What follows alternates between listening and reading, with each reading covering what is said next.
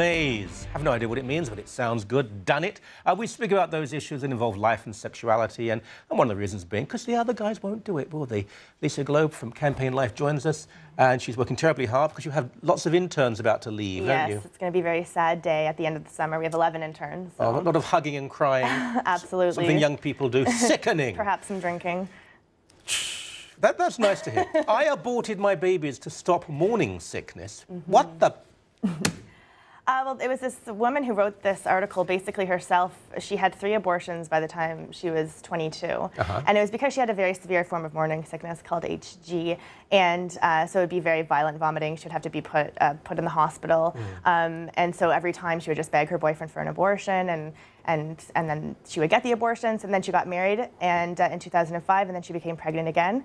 And she stuck it out this time, and at the end, she drank cancer oil to induce labor, which actually worked, and her baby was born healthy but premature, and now she has a 3-year-old, Stephen. And so she basically is writing this to say that she regrets her abortion, and that wasn't an excuse for 3 abortions, and she became very depressed after that. And it just goes to show, you know, this, even if this was a very intense form of morning sickness, what about the women who stick it out, who do have this morning sickness, and what kind of medical, medicine is being available to them if abortion is just a simple solution? I'm sure you know, maybe the same people. I certainly know women who've been in their beds, told they had to stay in their bed for months on end to make sure they can keep the baby. I can't empathise completely because I've never had to go through this, and it must have been horrible. I mean, nausea is an awful thing. That sort of chronic nausea, so profound.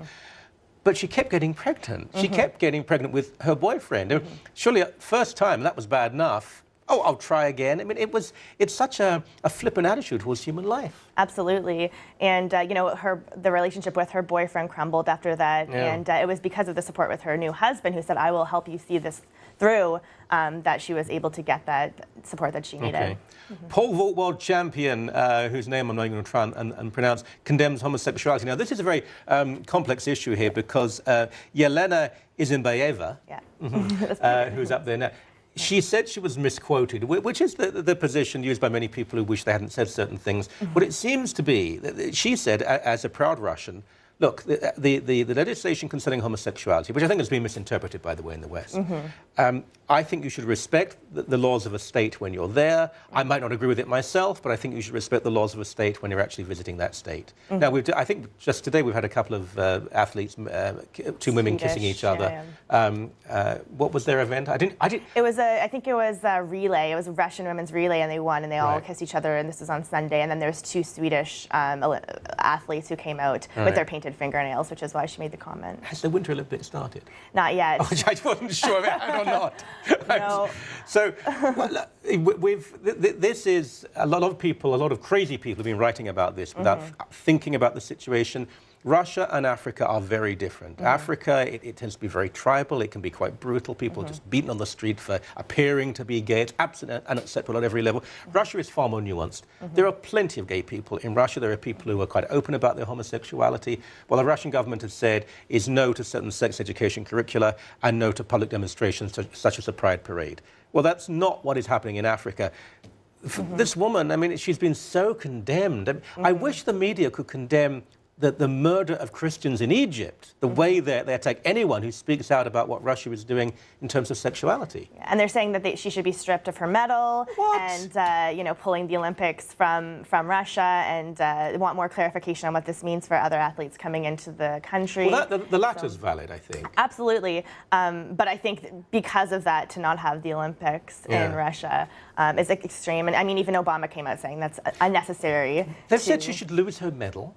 So suddenly she didn't win the event because her views maybe are not the views of Stephen Fry and a few members of the chattering classes? And not be allowed to compete. I've heard that as well on the news. So that's outrageous. And I mean, even if you listen to the quotes, it is very choppy English. And she was just basically saying that, basically that she agrees with Russia's laws, as do the majority of Russians. I think. Well, they do actually. But I have to say, if a gay athlete was told you can't compete, that would be appalling as saying that this woman shouldn't be allowed to compete because maybe she supported what was said. It's very hard to have a civilized discussion about these issues without, I have to say, both extremes becoming absurd about this, not actually listening to what is going on.